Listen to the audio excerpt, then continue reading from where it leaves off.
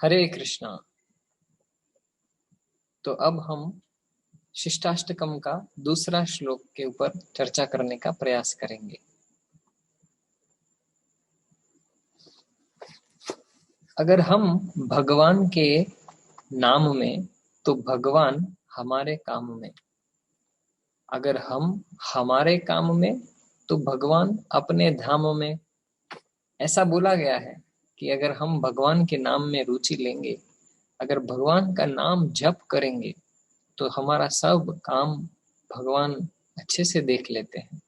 लेकिन अगर हम भगवान का नाम भूल के केवल हमारे काम में रहते हैं, तो शायद भगवान भी हमको ध्यान न देके अपने धाम में रहते हैं। तो शिष्टाष्टकम का जो दूसरा श्लोक है वो कुछ भगवान की महिमा को इस प्रकार से बताता है। आइए देखते हैं। नाम नाम अकारी बहुधा निज सर्वशक्तिस् तत्रार्पिता नियमितः स्मरणेन कालः एतादृशी तव कृपा भगवन् ममापि दुर्दैवम् ईदृशम् इहाजनि नानुरागः। ऐसा बताया गया है इस श्लोक में कि नाम नामकारी बहुधा निज सर्वशक्ति। हे भगवान, आपने अपनी पूरी जो शक्ति है इस नाम के अंदर डाल दिया है। और आप कहीं नाम जैसे कि कृष्णा, गोविंदा, ऐसे आप आके इस धरती पे आपने लीला की है। आप विस्तृत होते हैं। और तत्रापिता नियमिता स्मरणेन कालः। अगर ऐसा कोई भगवान का नाम भी लेता है, उसमें कोई कठिन नियम भी नहीं है जो पालन करना पड़ता है। इसको याद करने के लिए, इसको जप करने के लिए कोई भी कठोर नियम नहीं है। एतादृशी तव कृपा भगवन् ममापि। आपकी इतनी दया है मेरे ऊपर कि आपके नाम लेने का काम इतना सरल बना दिया है आपने। दुर्दैवमिदृशमिहा जनिनानुरागः। लेकिन मैं इतना अभागा हूँ कि मुझे इस सरल उपाय जो आपने दिया है केवल आपके नाम लेने के लिए, आपके दिए हुए नाम लेने के लिए, वो भी लेने के लिए सक्षम नहीं हूँ। मेरे को कोई रुचि नहीं हो रहा है। तो क्या बता रहा है ये श्लोक और कैसे हम इसको हमारे जीवन में लागू कर सकते हैं वो देखेंगे। तो कलयुग के अंदर बताया गया है कि हरेर नाम हरेर नाम एव केवलम कलौ नास्तेव नास्तेव नास्तेव गतिरन्यथा। इसके अलावा और कोई उपाय नहीं है। अगर कलयुग के प्रभाव से अगर किसी को बचना है, तो भगवान का नाम, केवल भगवान का नाम 3 बार बताया है कि और कोई उपाय नहीं, और कोई उपाय नहीं, और कोई उपाय नहीं। जब कुछ 3 बार बताया गया है तो काफी उसके ऊपर जोर दिया गया है। तो हमको समझने का प्रयास करना चाहिए कि भगवान ने ये जो युग धर्म दिया है, जो भगवान का जप करने के, नाम जप करने का, वो इतना सरल रूप में दिया है। क्योंकि कलयुग का जो समय भी है वो भी कठिन है। तो जो हमको साक्षात्कार, आत्म साक्षात्कार का जो मार्ग दिया गया है वो भी काफी सरल करके दिया हुआ है। लेकिन एक चीज विशेष जो है कि इसमें कोई नीति नियम कठिन लागू नहीं किया है। जैसे कि गायत्री मंत्र करना है तो उत्तर दिशा में बैठना पड़ेगा, बिना स्नान करके नहीं कर सकते, ब्राह्मण दीक्षा होना चाहिए। लेकिन ये हरि नाम कहीं भी, कभी भी, कोई भी, कैसे भी ले सकता है।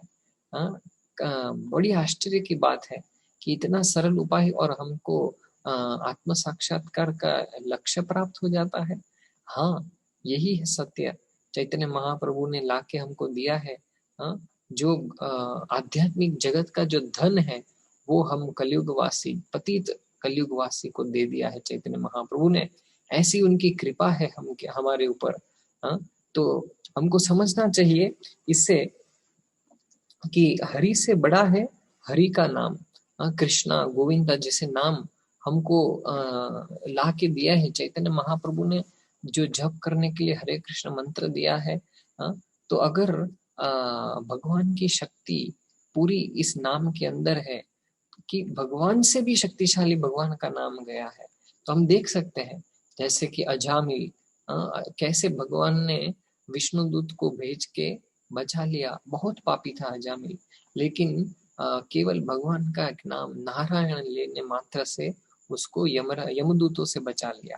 गजेंद्र जैसे ही पुकारा भगवान के लिए, तुरंत आ पहुंचे भगवान। द्रौपदी भरी सभा में जब वस्त्रहरण हो रहा था, गोविंदा गोविंदा, बस गोविंद मात्र के स्मरण से, नाम पुकारने से भगवान घनश्याम जट आ गए, द्वारका में थे और हस्तिनापुर आ पहुंचे।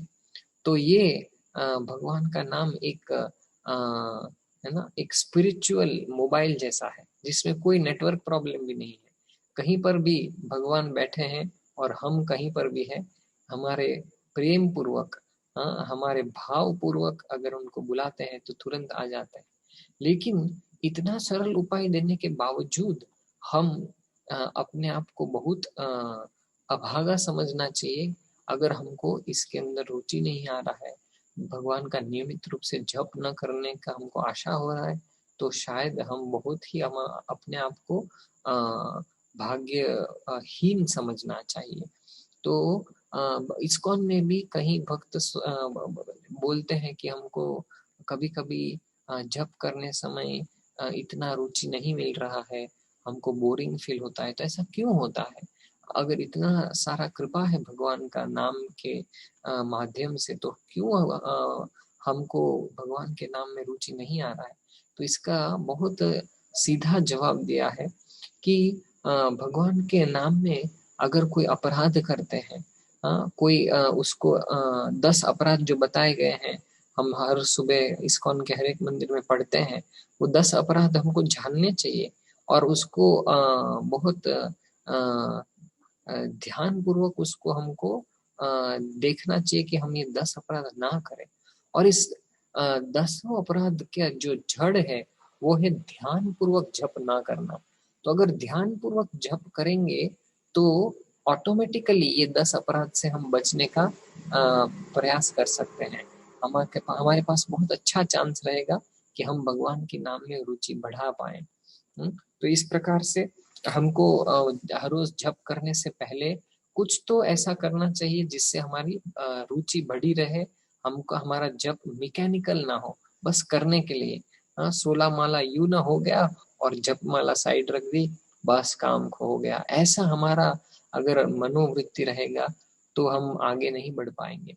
हर रोज ये एक हमको संकल्प लेना चाहिए कि हर रोज कुछ ना कुछ हमको प्रयत्न करना है, कैसे मेरा जप आज इम्प्रूव होए। उसके बारे में कुछ सुनना चाहिए। बहुत सारी जपा रिफॉर्म नोटबुक्स, बहुत सारी ऐसी किताबें हैं जो जप को हमारा इम्प्रूव करने के लिए हमको बता सकती है। या तो ऐसा कुछ सुनना चाहिए। और शिष्टाष्टकम के प्रेयर्स जो है, बहुत अच्छे प्रेयरफुल मूड हमको डेवलप करना चाहिए जब स्टार्ट करने से पहले। तो ऐसे अगर हम करेंगे तो हम हमारा रुचि बढ़ेगा जप में, और हम ध्यान पूर्वक सुन पाएंगे और हमको पूरा पूरा लाभ होगा हरे कृष्ण महामंत्र का। हरे कृष्णा कृष्ण कृष्ण हरे हरे, हरे राम राम राम हरे हरे। श्रील प्रभुपाद की जय।